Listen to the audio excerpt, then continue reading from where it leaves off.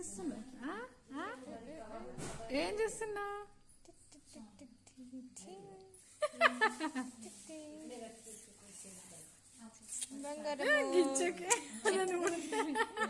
చిట్టి తల్లి గట్టిగా బంగారు తల్లి, నా బంగారము, నా చక్కెర, నా చెయ్య. నీ చక్కెరేనా? నా చక్కెర ఓల చక్కెరేనా? చేర్సాగం కదా పెద్ద అత్త. చేర్సాగమ్మా.